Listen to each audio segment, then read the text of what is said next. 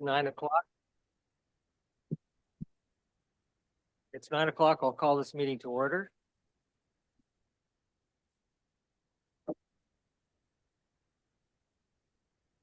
We'll start with a public notice. Please be advised, North Frontenac Council meetings are recorded. By attending a public meeting of council, you are consenting to your image, voice, and comments being recorded. I'm going to read an abbreviated portion of this. Members of council, staff, delegates, and attendees should be mindful of using names of individuals or entities when discussing matters in public. Attendees are advised that they may be subject to legal action if their actions result in inappropriate and or unacceptable behavior or comments.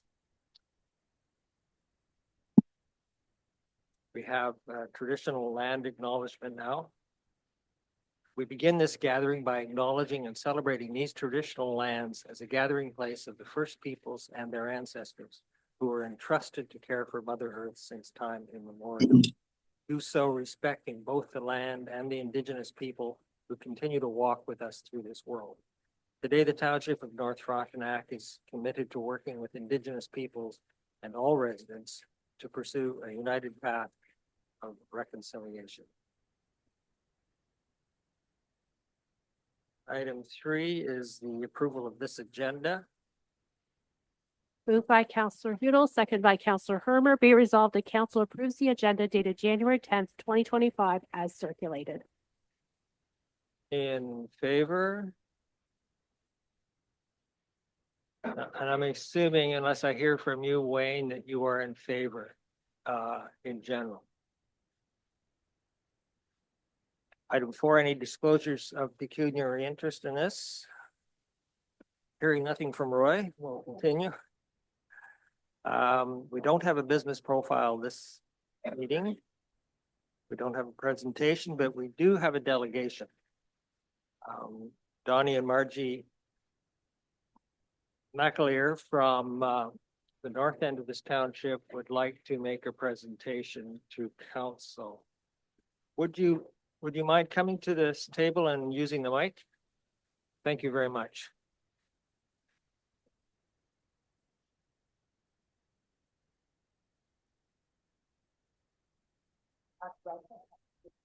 Oh.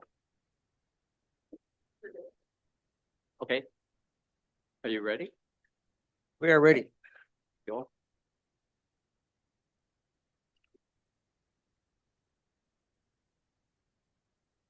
Mr. Klatt and members of North Frontenac Council. Thank you for extending to us the opportunity to raise our concerns regarding the Rogers Communication Tower C8660 Madawachen Road, Wilson at 2116 Madawachen Road, the property directly adjacent to ours. 22 years ago, my wife and I discovered this beautiful 100-acre property at 2331 Madawachen Road. With its sweeping views of the surrounding hills and rugged terrain, we fell in love with it. 15 years ago, a series of serendipitous events culminated in us purchasing the property and building our home here.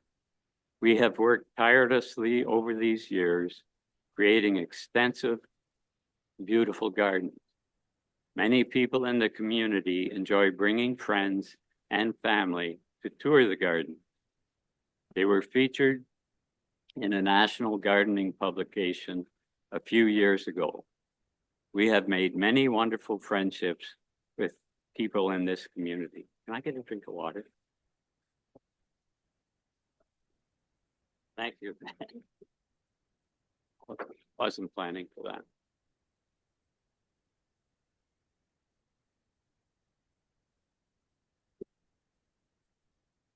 Thank you very much.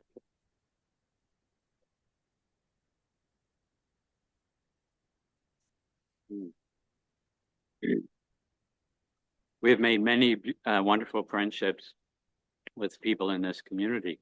One such neighbor, Adam Snyder, approached us 7 or 8 years ago about pasturing his cows on our property part of the year and cutting hay from our 2 hay fields.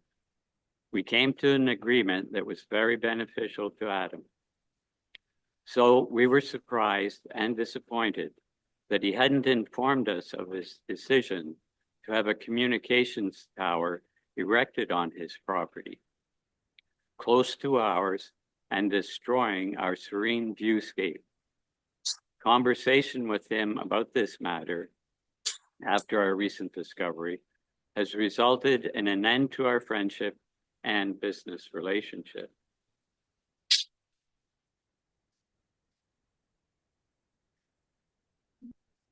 Still reeling from the discovery of the impending tower installation, we were approached by Hydro One for permission to cut a swath of trees from a hydro pole on our land to the road across from the installation site to supply necessary power to the tower. As you might have guessed, we declined. Talk about adding insult to injury. We think it is unfair that the proposed installation site is closer to our home and impacts our sight lines far more than the landowner who is having the installation on his property. He gets the finder's fee and monthly check from Rogers, and we get the site pollution, electromagnetic frequencies, and property devaluation. Rogers approached us and several of our neighbors about the towers, and we all declined, all except the Snyders. We are devastated by this development. Our lives will never be the same. Paul Michaud, ISED, directed us to direct our questions and concerns to the Township of North Frontenac. We have been dealing with the township for over 1.5 months and have not received a response to our important inquiries. When are you going to provide answers and address our concerns?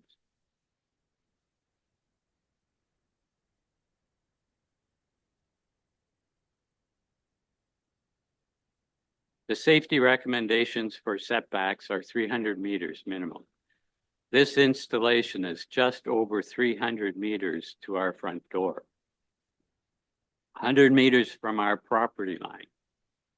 A large area of our property that we use often and daily lies between the front door and the tower and is less than 300 meters away.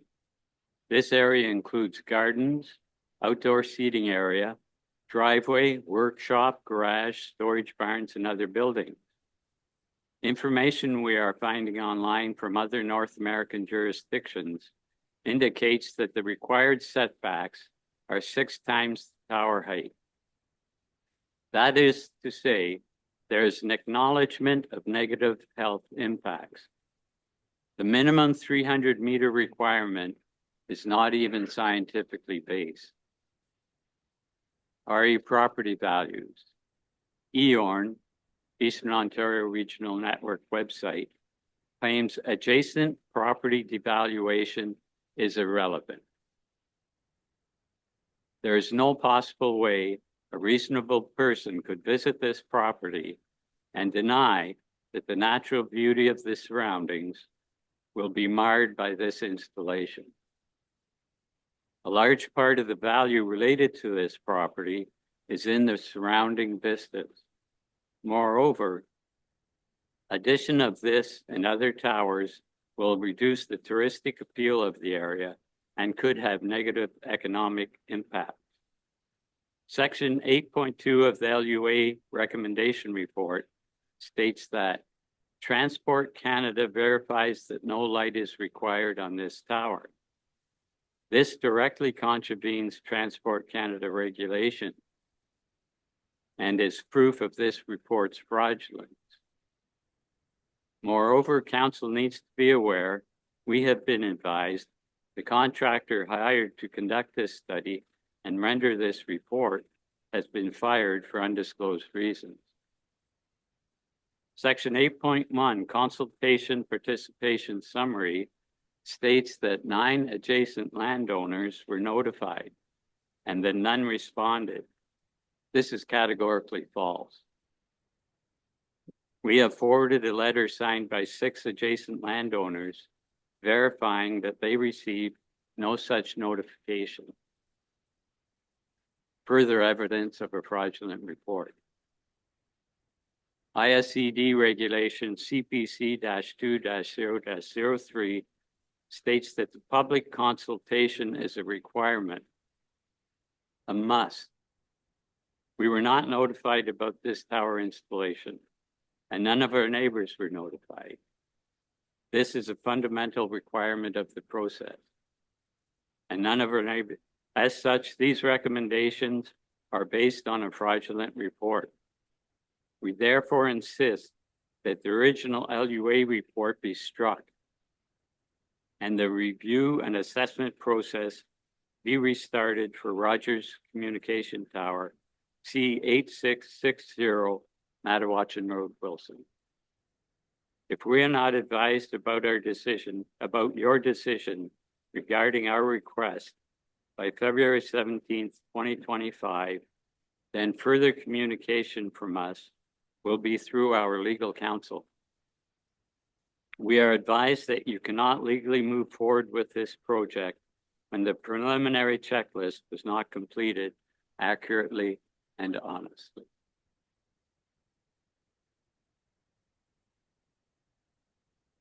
Thank you.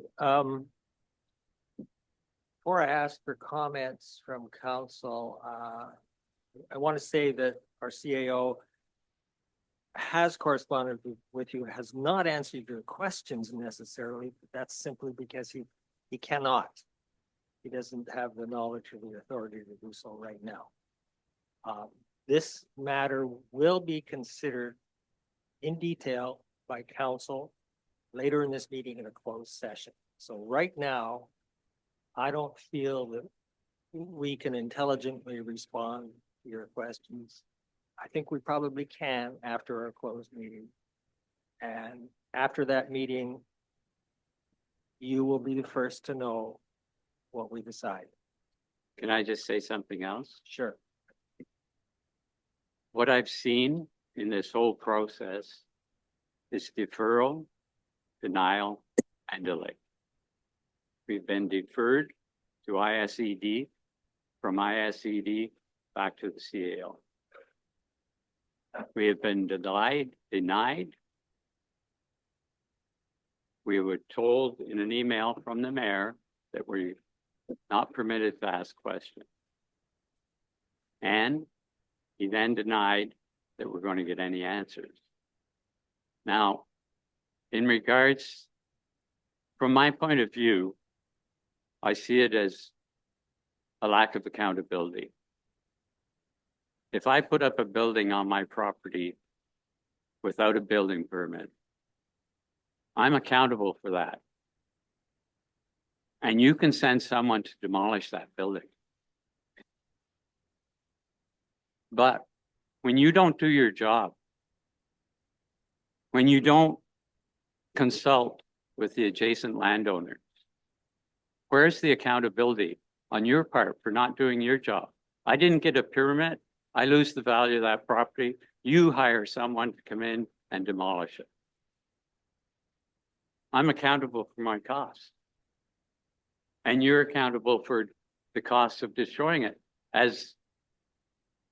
But you're not accountable. It's the taxpayers that are ultimately paying for that. Still no accountability. What I want to see is you to admit to your accountability.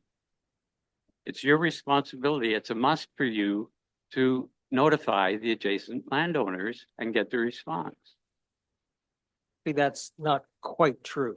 We are the victims of, victims is probably the wrong word. We are subject to regulations that are imposed federally. There's a process here over which we have very little control. But you signed a letter of concurrence. And the letter of concurrence is that this work was done, that the adjacent landowners were notified. That's what your letter of concurrence is about. You concur that the report, the LUA recommendation report, is true. I think we all understand that on council, Yeah. and we will be discussing this. Okay, That's as long all I as you can think. understand it. And understand that our frustration in all of this, because it's our property that's being devalued here. And for the EORN website to say it's irrelevant, well, as I say in my statement, no reasonable person could stand at my front door and tell me that this property won't be devalued. If I listed that property next week and had someone come in and put down an offer and then told them there was a tower going up right there, 1,000 feet from where you're standing due south, what do you think they'd do? Thank you very much. Thank you. Are there any additional comments from council?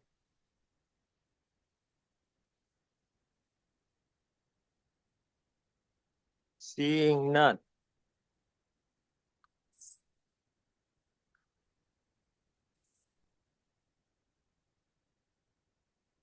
I would suggest it'll be by email or telephone. And I would think we'll have something to say today.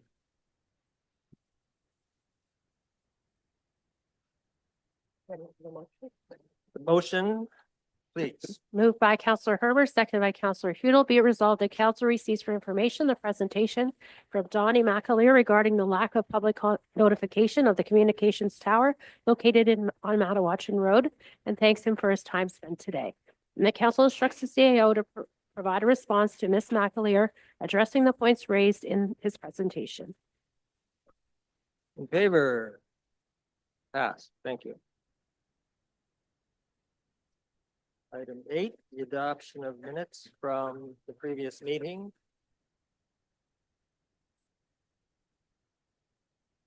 Moved by Counselor Hudel, second by Counselor Hurmer. Be it resolved that council adopts the minutes of a regular meeting of council dated December 13th, 2024 as circulated. All in favor? That's passed. Item 9, business arising from those minutes. First item, please, Tara.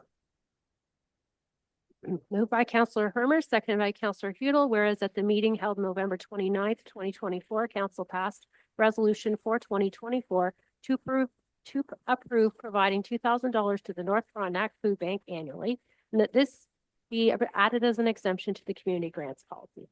Now therefore be resolved, the council receives for information an email dated December 12th, 2024 from the Manager of Community Development advising the bylaw will be amended to include this exemption to the North and Central Frontenac Food Bank Incorporated, and that council will consider the amended community grants policy later in today's meeting. Is there any discussion around this? An additional $2,000 on a regular basis, I take it.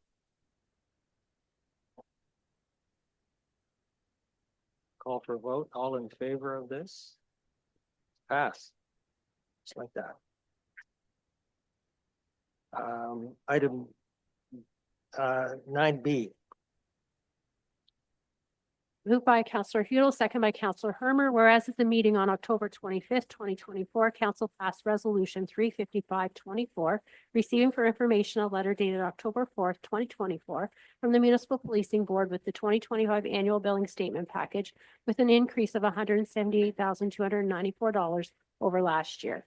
Now therefore be resolved that council receives for information an email dated December 19th, 2024, from the Superintendent Commander of the Municipal Policing Bureau advising the township would be receiving a credit in the amount of $147,480 to allocate towards the township's policing costs versus receiving a payment.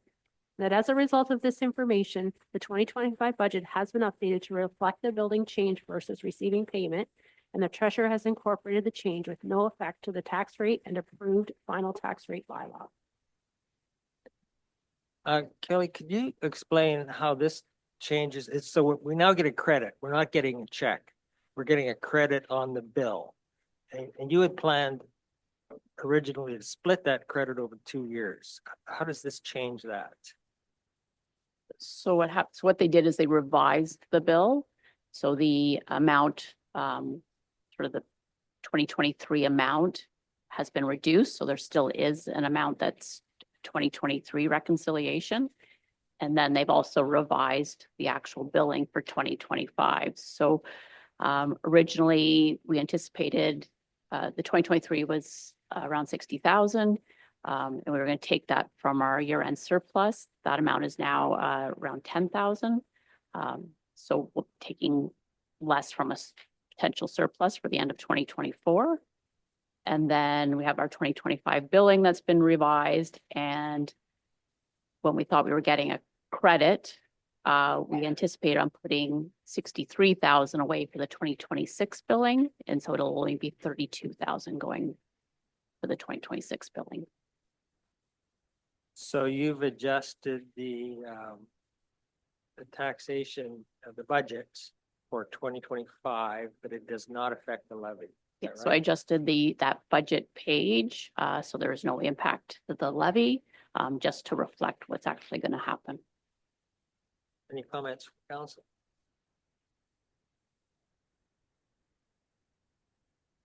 Seeing none, all in favor of accepting this? It's passed. Item 10, communications, A. Moved by Counselor Hermer, seconded by Counselor Hudel. Be it resolved, the council receives for information Section A items of the clerk's administrative report entitled Communications of Interest. Any comments? In favor? It's passed. 10B. Action items B1. Moved by Counselor Hudel, seconded by Counselor Hermer. Be it resolved, the council receives for information a letter dated December 6, 2024 from Herman Durenbos, providing an overview of the history of Linda's Loop, a trail system located near Crotch Lake, and advising the trails have deteriorated over the years, therefore are in need of maintenance, augmenting, replacing the blazes, and replacement of some signage. But the volunteer group Mr. Durenbos represents is able to begin the augmentating and replacement of the blazes to ensure the trail system is well defined and will allow maintenance crews to clear the existing trails. And the group will also purchase the plastic sheets for the production of the blazes and fasteners at an estimated cost of $1,200. And that the group is requesting the township provide $500 to facilitate the purchases. And the council approves this request and instructs the treasurer to transfer the $500 cost from the recreational land obligatory reserve fund with a proposed year-end balance of $24,595.42 as presented in the 2025 budget. Brooke, have you been corresponding with Mr. Durenbos over some period of time? Yes, I have them. So there's a bit of history to this that you're aware of? Yeah, so they've been trying to get these trails, finding some volunteers to maintain them. It hasn't been easy. So they've decided at this point that the Rideau Trail Association, led by volunteer Herman, they're going to come and do it themselves. Also, this is part of the Rideau Trail Association because they considered Linda's Loop as a kind of a side trail in their system. Yeah, it's really not their main full priority, but they use it and they want the trail to continue to be maintained. So they've volunteered to have a group out of the Rideau Trail Association to come up and do them. Any comments? Fred? Is this a trail, is it part of the North Frontenac Trail System or is it a private trail system? So it's on Crown land and there was approval from the ministry years ago to a private couple to develop these trails. So it's never been part of the township's trail system. The township has advertised it though. It has been on various sites. I've seen it referred to. That's correct. Yeah, we definitely advertise it. Right. Yeah, just out of curiosity, how long are the trails? I see the signs for them on the road, but It's quite a few kilometers. It goes from Coxville down to Crotch Lake and back on a different route up the creek. and these are just walking trails, correct? Correct. The walking trail and it's 20-some kilometers, if not more. It's Corey? quite significant. Several years ago, the township had a request to advertise. You probably remember this, Deputy Mayor. to find people to maintain it. I think it came from the landowners association, but we couldn't find people to do it. So this is a step in the right direction for sure. And it's not, yeah, it's like Brooke said, it's all Crown land and it's permission that was given to Bruce and Linda Sterling years ago. I went with them. I was invited probably 10 years ago to go on a hike with them. And there was probably, I might have been on that with you. I don't know. I think there was probably 25 people and the youngest might have been, other than me, was 70. And I had a heck of a time keeping up with them. So it was quite a day. So anyway, yeah, it's definitely, it's a wonderful trail. And I think the loop we did that day was 11 kilometers. So it is a wonderful opportunity for the township. And it is really one of very few trails that this township has for hiking alone. I can only think of 2 or 3 others. So I guess we're voting on allowing Wayne, you must have something to say about a $500 unforeseen expense. Yes, I do, John. I think it's well worthwhile. A lot of people use it from what I've been hearing, and it's exercise for people to get out of the house and go for a scenic walk. So yeah, I'm in agreement with it, John. Thank you. Thanks for your comment. All in favor? It's passed.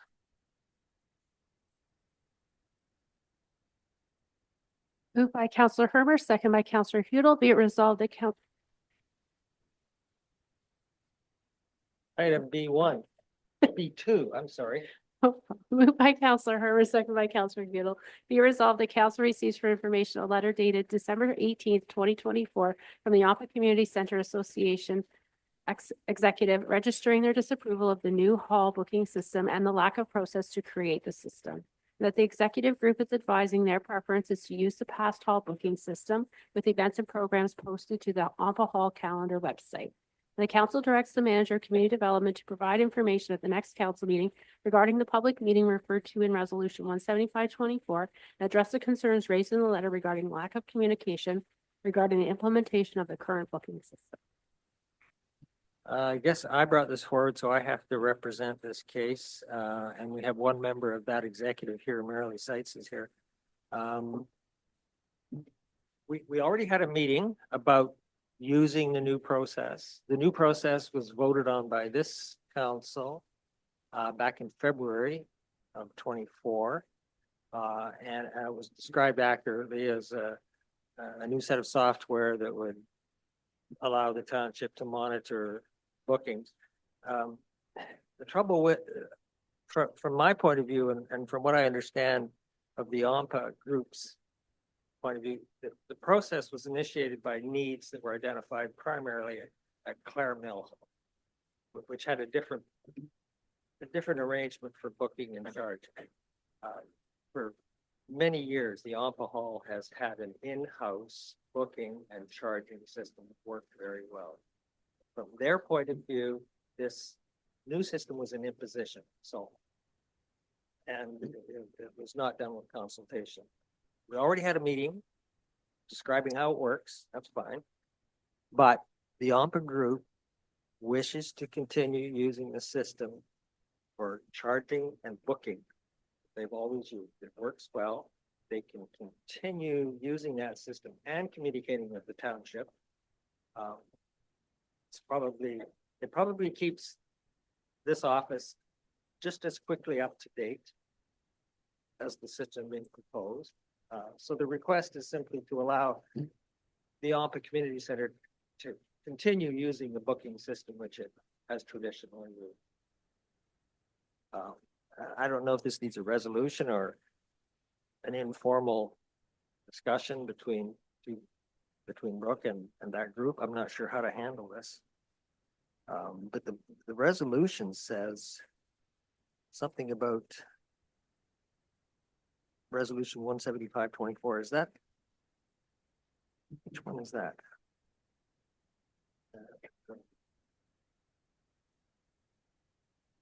Well, the public meeting, that's the one that nobody came to. That public meeting was just about fees. Right. It was only Fees about and charges raising- bylaw. That was a fees and charges Yeah, bylaw yeah. public meeting, which included changes to the fees for the hall. Right. That was nothing to do with the book. Okay. That's two different kind of matters.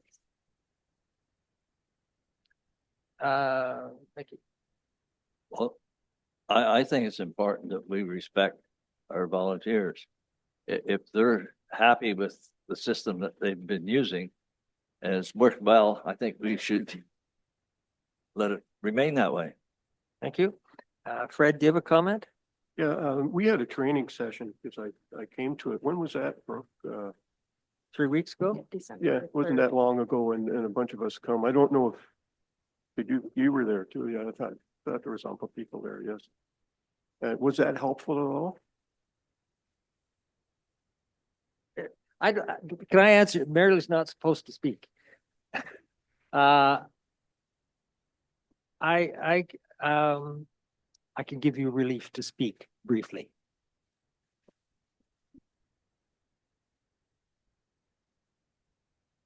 Can you come to the table, Marilee, or take the mic?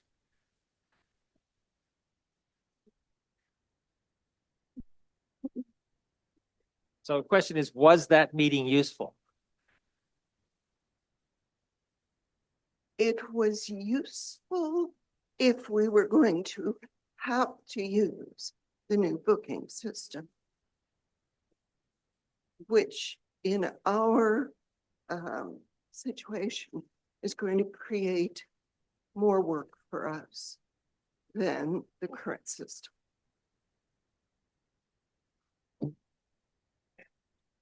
Roy has a comment. So since we're talking about this, just explain to me, because when this was brought towards council, this was supposed to alleviate work for the volunteers. So how does this create more work for you? Well, we're going to have to, we've agreed that we would, if something was booked in OMPA, we would put it on the calendar. So which it would be helpful to the cleaners and the powers, et cetera. However, it means that several people now have to go on website and put these bookings on. And if somebody wants to book the hall, they would look there. It would mean that, say, for example, our bridge group on Friday afternoon, they sometimes don't have enough to play, so they don't go. So now they would assume that they would have to go on and cancel that day, which they've never had to do. And the likelihood of somebody wanting to book the hall on a Friday afternoon when it gets canceled Friday morning is very unlikely. Also, we have about less than 10 bookings a year. So it seems like this is From outside agencies, you mean? from outside agencies, yes. And I could go on. Is that enough? I'm not sure there's a huge change here, because if you keep booking the hall internally through your president or somebody else on your executive, that person still communicates to the online township booking system. So it's just a slightly different order, it seems to me. The township still learns what the schedule is for that hall. Yes, I don't see that it's there's, the cancellation, and how do we know when somebody has booked the hall? Do we have to go on calendar every day to find out if somebody has booked the hall, which we don't know about? I'm not sure what we're supposed to say at council here.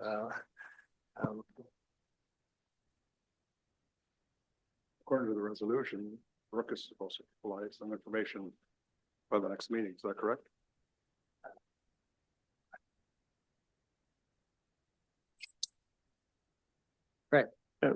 We have, like I'm on the SALT committee, the Yes.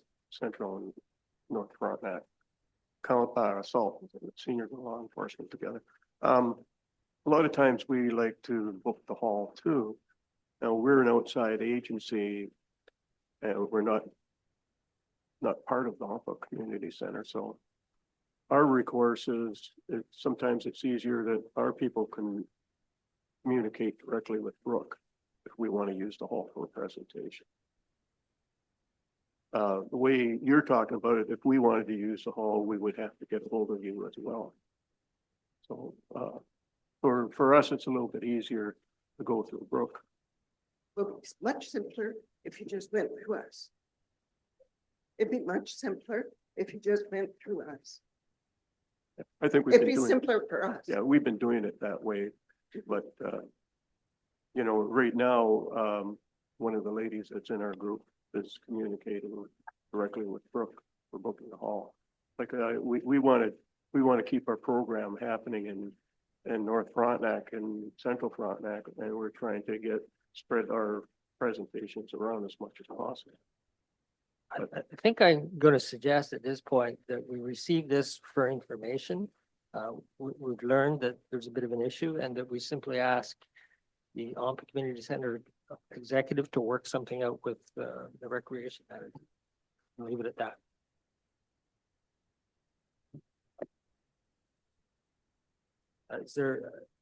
So in other words, we don't need Brooke to provide information at the next council meeting, I don't think. Corey has something to say. I just think it'd be really nice to have a resolution on the books with some council direction. And I don't think to say to Brooke, just go ahead and decide how you want to do this. We would like some direction from council as a whole as to how you guys want to do this. That's the way it's important that we do that. The wording of such a resolution, does anybody have a suggestion? Right. Well, I don't know about a wording of a resolution, but council approved this piece of software and it did cost money. And I can tell you that I use, I'm familiar with Clare Mill Hall, which is quite busy. And I book it for my lake association meetings. And the worst thing that I always disliked is I had to call the town and I said, we wanted a meeting on a Saturday and no, it was booked. So a meeting on a Sunday. So now I can go online and look what it's booked and so for Clare Mill, it works perfectly. In my point of view. I would hate to have spent money on something and then not use it. Wouldn't it have been a good thing to have communicated? Absolutely. And I would have to defer that to Brooke. Like, I don't know how that was communicated. That may be the case, but we are here now. We've spent the money on the software. It seems that 4 out of the 5 community centers will happily use it. The wording of such a resolution, I would say that council receives for information the Ompa Community Center's concerns and asks that a compatible booking system involving the township. That's too many words, isn't it, Tara? So what you're trying to say, do you want the system to stay in place for the alcohol, but to come up with a way so that it can be communicated easily? Well, the system, Or not use the that booking system at the township has to include all 5 halls. The communication process, the details of that communication can be worked out between the township and the executive. Do we need to say anything? Corey?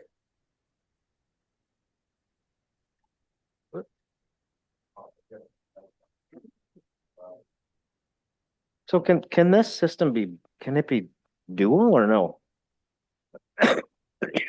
Like could Ompa and you guys coordinate it, or does it have to be one or the other? I guess, I don't know. That's just a question. I don't know. I'm not familiar with it, so.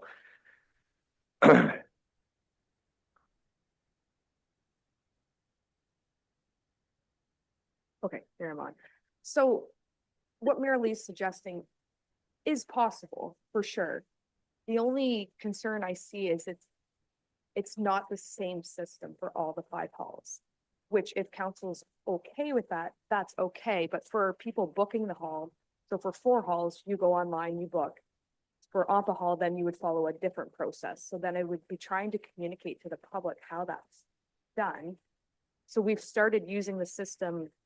And people are booking the hall, and we have received bookings for Ampa Hall. So to revert out of this system now, it's not going to be simple either. So the resolution was having me write up a report for the next meeting, which kind of brings us into details of what this would look like if one hall wasn't included with the system.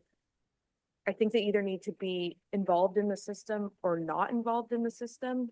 It's just gonna add extra steps to, so you call a member of the AMPA, like revert back to the old way where you'd call Katie and book the hall. But then, so then we'd have to remove it kind of off the website, because then you wouldn't be going to the website to book. And then it kind of creates the benefits that we seen as the township was, you know, the money handling, the agreements, all that would go back to the association is what I think Marilee's suggesting. So it would be a totally separate process for one hall that what we follow for the other 4 halls. Sounds to me like the resolution as written might work then, so that by the next meeting, you and the AMPA executive come to an agreement that works for everybody. Can I speak, John? Yes, Wayne? I'm kind of thinking that it should be all halls. I haven't been talking to Harlow to see whether or not they're happy with it. I know at the start of it, they were blindsided that they didn't even know this was coming on, and they weren't happy with it. But I don't know now if they are or not. So I think that we should be contacting all halls and see if there's conflict or anything between them that maybe we should be looking at this over again. In that case, it's a slightly bigger issue, and maybe we should give Brooke 2 or 3 meetings to produce a report. Yeah, I would think that she should be contacting the other halls as well, not just AMPA.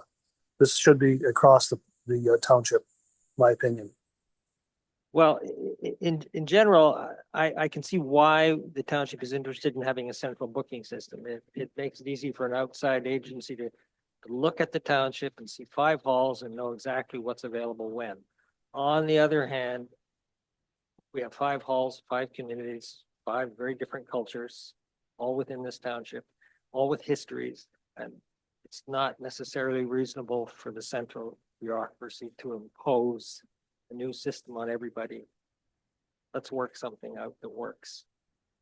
So I would suggest that the resolution as written covers that.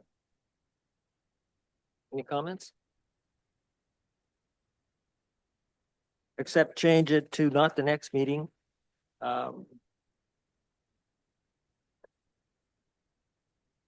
An upcoming meeting.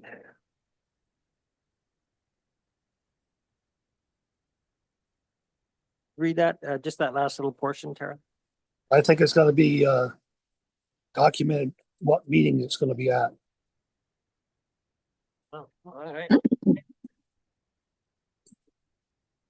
If Brooke's gonna produce a meeting, she just notifies us to the CAO that she's got her report prepared and she can put it in the next meeting.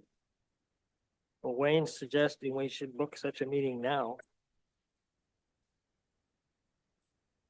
Well, we have one on March 14th. It's a couple of meetings away. That work, Wayne? Yeah, sounds good, John. Write that in. Brooke?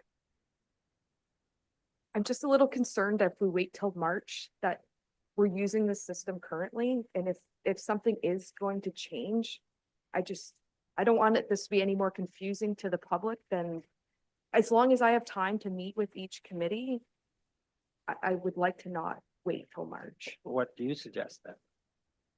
I would really like to suggest that the wording is as Tara suggested, an upcoming council meeting. I will try my best to have it by the 31st of January. just if that will be dependent on if I can meet with all the groups that fast, depending on their availability. And if nothing else, it'll be the first meeting in February. It'll just depend on the hall committee availability and when I can meet with everybody. I Let's just don't do- want to push it out till March because the system is in place and people are using it, and I just don't want to create Okay. any more confusion. Okay, let's deal with this and vote on it. All in favor? Of the wording and an upcoming meeting? I just read it. Isn't that good enough? No, it's not. Tara, please. Okay, and that council directs the manager of community development to provide information at an upcoming council meeting regarding the public meeting referred to in resolution 174-524 and address the concerns raised in the letter regarding the lack of communication regarding the implementation of the current booking system. All in favor? Agree. I'm sorry, Wayne? I agree. Oh. Passes. Thank you. We are on to item 11. Admin reports and so on. Item A. Moved by Councillor Hudel, second by Councillor Hermer. Be it resolved, the council receives for information the clerk planning manager's administrative report titled Shore Road, Road between lots and concession road allowance applications for approval in principle, Belchetto. The council approves in principle the applications to close, stop up and sell part of the Shore Road allowance lying adjacent to part of Lot 6, concession 10 on Big Gull Lake, portion of the lot road allowance between lots 5 and 6, concession 10, and a portion of the concession road allowance between concessions 10 and 11, lots 7 and 8, south of the wetland area, geographic township of Clarendon. Any comments from council on this? One of these road allowances, leads to water. I thought we had a policy that we don't close road allowances leading to water. Tara?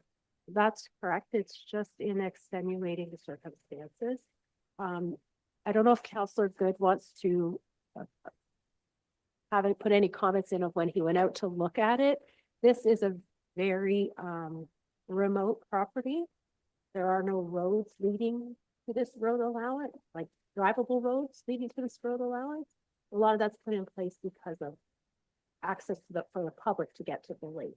Wayne, would you like to comment? Yes, I would. This is way out, and the only properties in behind it is Crown land, from what we could figure out. So I had reluctant to close it, but then once I got out there and looked at it, it's not an accessible road allowance that the township, I don't think, could ever afford to build a road into to access the lake. There's already three township boat launches on the lake. So I don't think, and this one here where it's located, we would never ever be able to use it. Thanks. Any other comments? All in favor? It's passed. Yep. Item B. Moved by Councillor Herbert, seconded by Councillor Hudel. Be it resolved, the council receives for information the clerk planning manager's administrative report entitled Planning Department Year-End Report for 2024. Don, do you want to discuss this at all? Or not particularly? Oh, I'm sorry. I'm jumping ahead here, planning. Oh, this is Tara. Well, this is an interesting report. Tara, would you like to comment? I don't have a lot of comments. We are seeing that the trend kind of settling from COVID. During COVID, we had huge numbers of applications. We weren't sure if that was kind of where we were going to be or if it was going to stabilize again. It looks like it's stabilized. So we are still busy, but certainly not at the level during those years. Any other comments from council?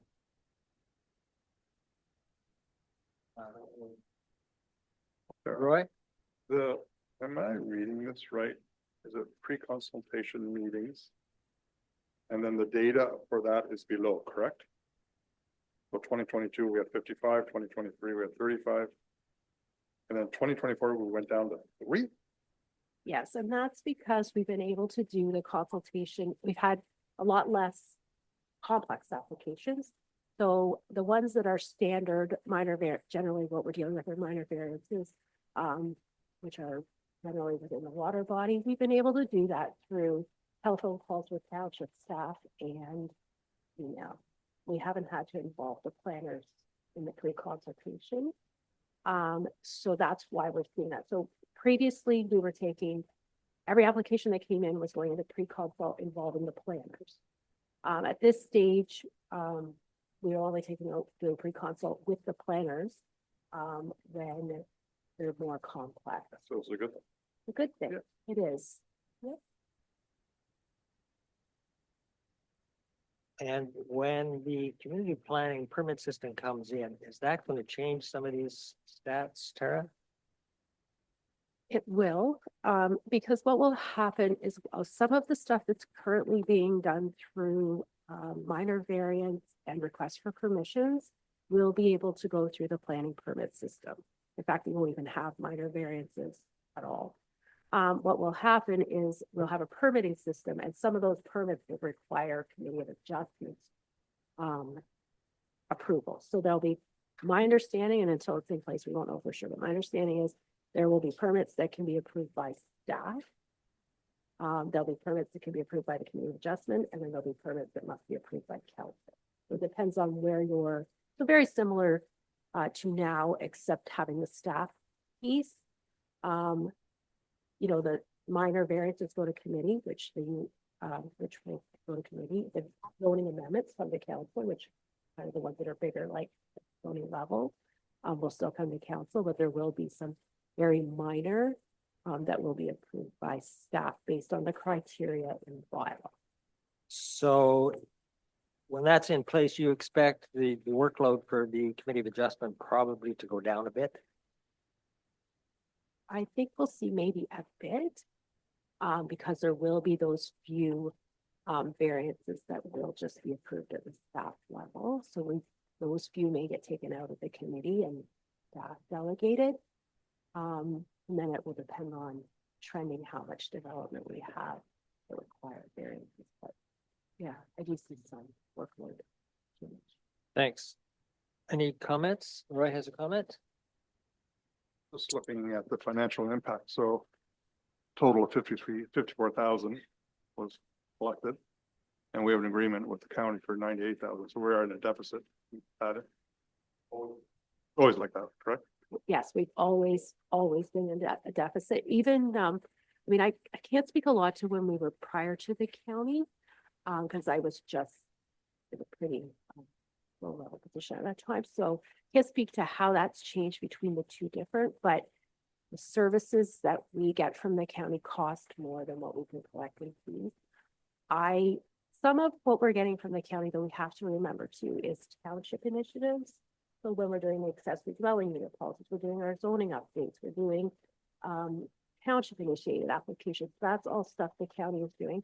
And they also provide advice to some of our residents who are property owners that we don't charge for. So we have people who say, can I do this? I'm interested, and we take that. There is no cost of collecting. That's just providing a service to the residents. I think you do a great job, so you provide a great service to the resident. So that contract with the county for $98,000 in 24, and the balance of that, which isn't collecting fees, comes from taxation. Is that right? That's correct. Right.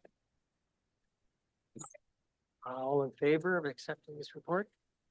I'm sorry, there's another comment. No?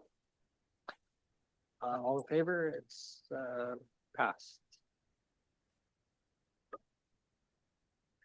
Item D, which is now we have the building department.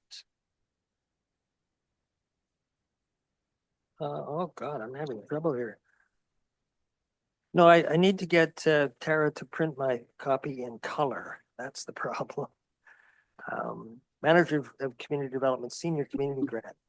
This. Brooke, tell us the good news, what you're asking for. Thank you. So there. I'm sorry, Tara has to read the Okay, resolution perfect. first. Moved by Counselor Hudel, second by Counselor Hermer. Be it resolved that council receives for information the Manager of Community Development's Administrative Report entitled Senior Community Grant 2024-2025 Community Hall Technology Update. The council approves the MCD's application to the Senior Community Grant for 100% project funding. The council directs the CAO to sign the application for funding and to enter into a funding agreement with the Senior Community Grant upon the township's successful application for 100% project funding. The council directs the Manager of Community Development to have the new technology purchased and installed if the application for funding is successful. This isn't something that's going to make anybody mad, is it? Tell us about it, Brooke. So this grant came out and it looked like a great opportunity.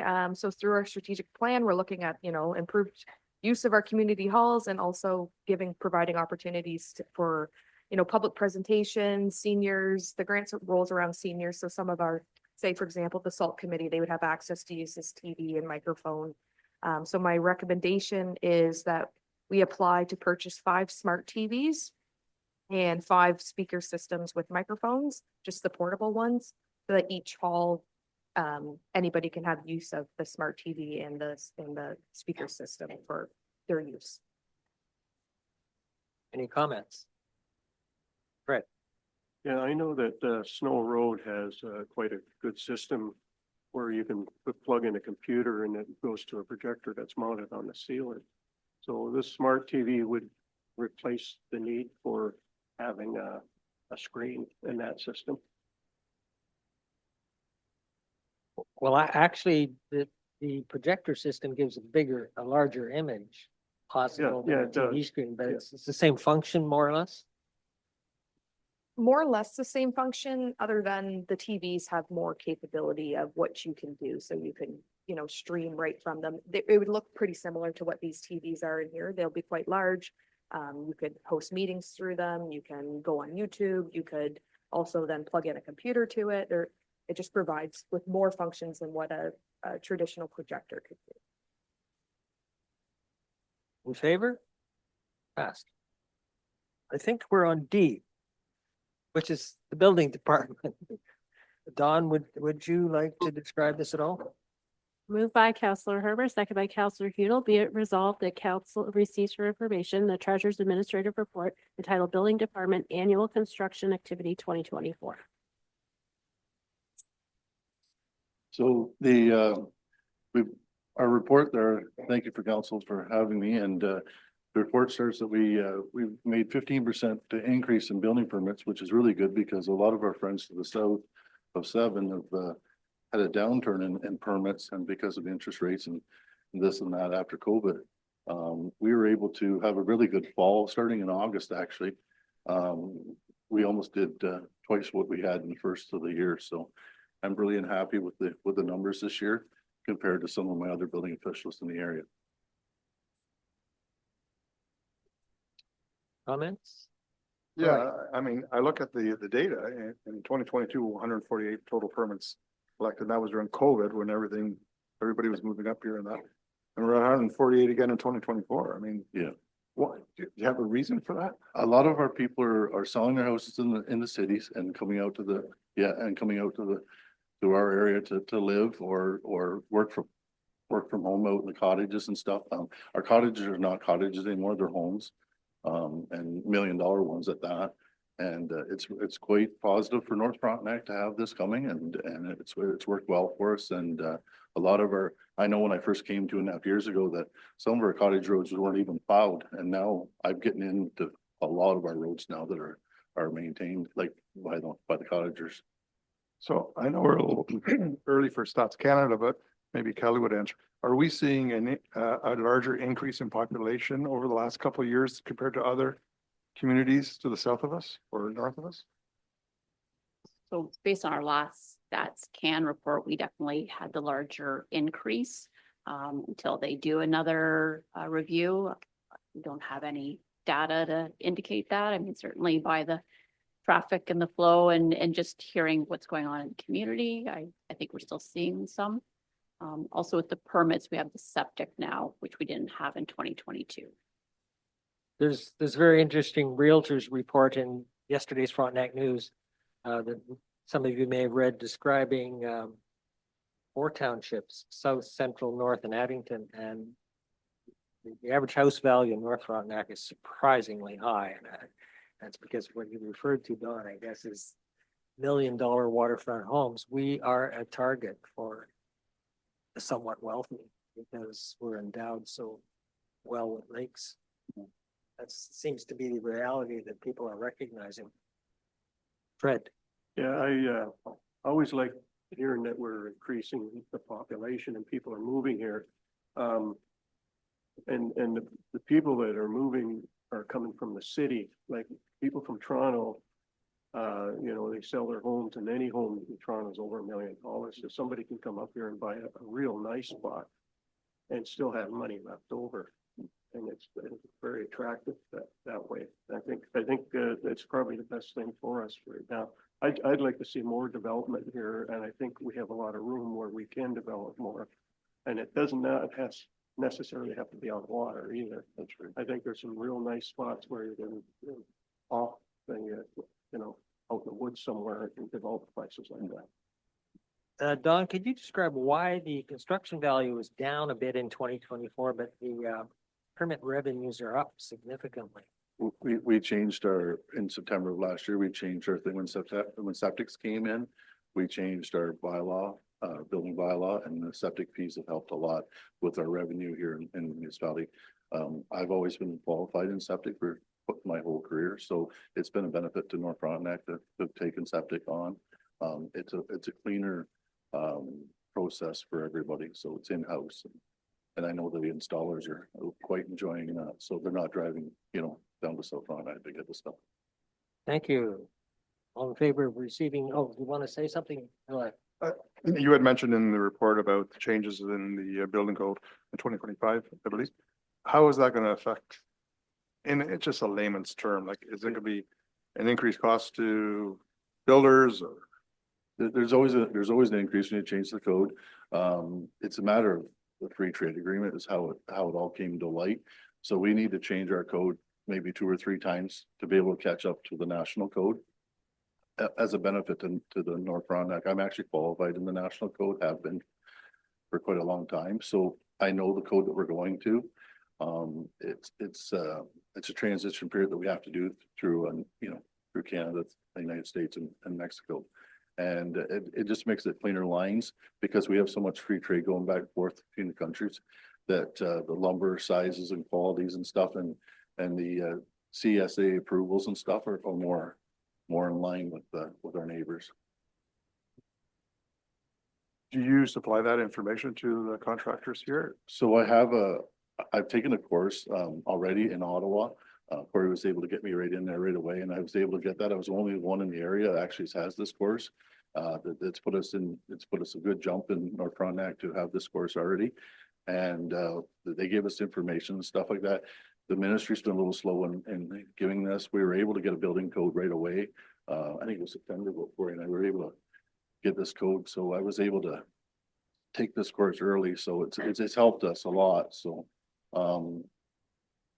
when the ministry gives us the information, then we'll share it as much as we can with North Frontenac people. I've tried to share what I can with the individual people, but it's just come into light as of January 1st. So. Any other comments? In favor? Thanks, Don. That's passed. Item E. Moved by Counselor Hermer, seconded by Counselor Fowler. Be it resolved that council receives for information the Public Works Manager's administrative report entitled Purchase of a Double Drum Steel Roller and Trailer. The council approves the sole source purchase of a used double drum steel roller. The council approves the purchase of a new tilt and load trailer using a competitive procurement process. The council approves the purchase of the double drum steel roller and trailer with a total cost of $50,000, being the amount approved for the roller in the 10-year capital plan for 2025. Darwin, was this roller in the 10-year plan previously, or did it just come up as a good deal? Well, the roller was in the capital plan approved for 2025. And when the amount was set at 50,000, we anticipated buying a new roller. And then just in our shopping and reviewing pricing, came across this used roller for sale at a rental location in Kingston. That's low hours and really good shape and exactly the specs that we were looking for in the new roller. So the additional ask is just for the tilt trailer. Really, and the sole sourcing purchase of the double drum roller. Is it available as of now? It was available a few weeks ago and I checked on Wednesday and they still had it. So I couldn't ask them to hold it, but I think they're holding it. So. Any comments? Nikki? Darwin, is this to replace the existing one or is this additional? This is additional. Prior to my time here, and I think prior to my predecessor, Jim Phillips, township used to rent one on a regular basis. We've been talking about that, but we haven't rented or had one during my time here. Just see lots of applications for it with our patching and edge patching, and we'd be able to roll shoulders. And it's smaller, like you wouldn't roll a whole road with it, a whole gravel road, but you could roll, fresh gravel on the hills, water. We have a water truck and you could roll those. I think the big application for us, you see on the surface treatment, you see, we do a lot of edge repair and we'll roll it with the truck. But if it's proud of the surface at all, the first few times you plow, then the wing takes it off. So the big benefit that I see for this is the edge repair. We do roll it and get it down flush and hopefully get a longer service life out of it. Corey? So just to clarify, Councilor, we don't have a roller right now. I think that was your question. So it's not an additional one. We don't have a roller. Any other comments? All in favor? Passed. Thanks, Darwin. So that brings us to the end of admin reports. 12. Keldar Barrie Joint Fire Department minutes from September.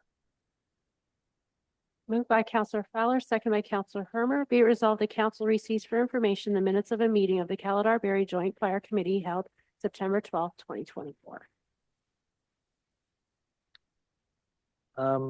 Any comments from council?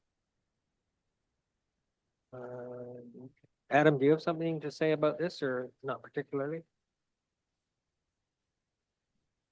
Deputy Mayor, through you, I was not in attendance at the meeting. So no. All in favor of accepting the minutes? Passed. Joint Health and Safety Committee, item B. Moved by Counselor Fowler, second by Counselor Hermer. Be it resolved, the council receives for information the minutes of a meeting of the that was passed. Moved by Counselor Hermer, second by Counselor Fowler. Be it resolved, the council receives for information the minutes of a meeting of the Joint Health and Safety Committee held November 12th, 2024. Comments? Seeing none. In favor? Pass. Item C, the Economic Development Task Force.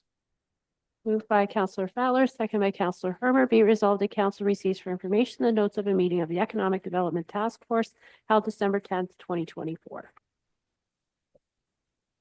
Any comments?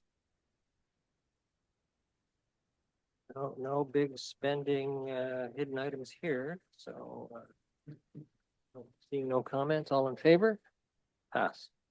And Environmental Task Force, item D.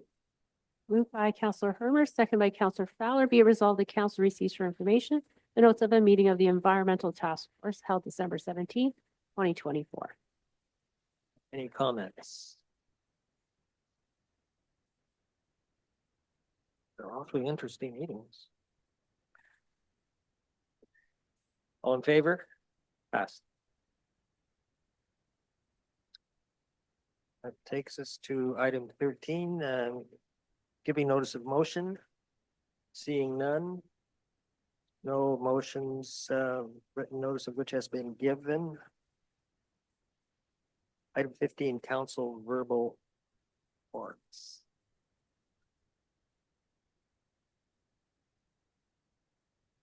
County business. You got anything to say about this, Fred? Yeah, it wasn't a really busy meeting, the one we had, I think back in December 18th. We had discussions, the CEO briefings, we had discussions relating to the tax rates and rate reductions, and also the 2025 tax rate report. Corporate Services had a report regarding the Southeast Board of Health, which is now formed. And one of the counselors, county counselors, Judy Greenwood Spears, she's the mayor of Frontenac Islands, is a vice chair to that committee right now. And I just seen that it had, it's functioning right now. We also had a report on the Fairmont home. We get regular reports on that, and that's one of the Fairmont home is something that we at the county have to run, and the province supports us through grants regarding that. We had the third quarter financial report on that. I'll just finish my other report if you don't mind. I got an EOTA. Yeah. EOTA. They are just like they keep repeating. They're doing this ATV run back in June, and just like to get it out there as much as possible to attract more people going to it. It's an ATV run that will be in the Tweed area, and it's a loop. And there's going to be country music concert and all sorts of things going on with it as well. As far as the SALT committee, we've got a meeting coming up January 16th in a week or so. And then we have our SALT presentation at Snow Road again, and that's regarding winter sick. And that's all I got for now. Thank you, Fred. Wayne, have you got anything to say about road inspection or Ward 1 Lakes? Nothing to report, Sean. All right, Stephanie's not here, not online. Roy, No, nothing to report. Councilor Hermer, Nothing to report. this is it's a pretty thin session. And I have nothing to report on Ward 3 Lakes. Which takes us to item 16. Moved by Counselor Fowler, second by Counselor Hermer. Be resolved that leave be given to the mover to introduce the following bylaws that have been circulated to all members of council. 2025-01 boring bylaw and 2025-02 community grant policy, and that these bylaws be read a first, second, and third time and finally passed. So we call a vote on this. All in favor? Yes, they're passed. Is there anybody online, Kelly? If there's anybody online that wishes to speak at this time, please use the raise hand feature.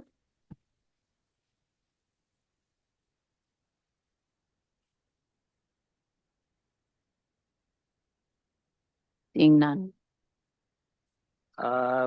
We'll take a 5-minute break before going into closed session.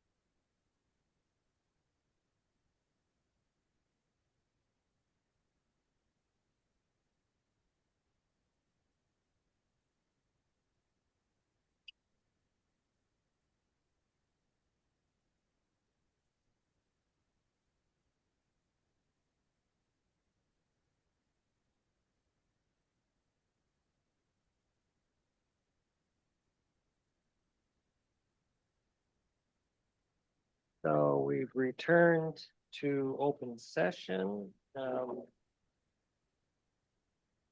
We adopted the minutes for closed meeting held on December 13th. And we discussed received and discussed advice subject to solicitor client privilege regarding a cell tower.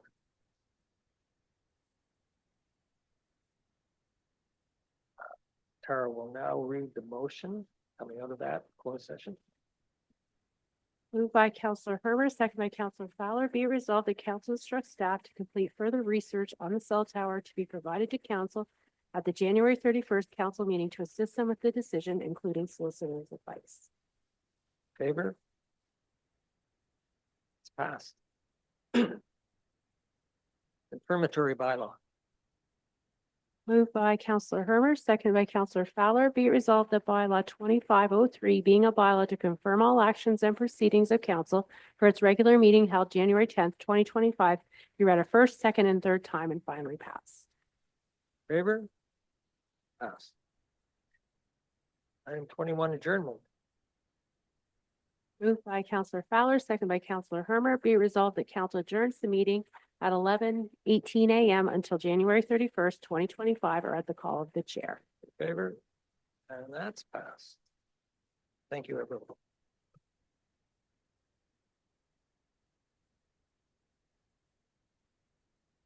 Everybody have a great weekend, okay? Thanks, Wayne. You too, Wayne.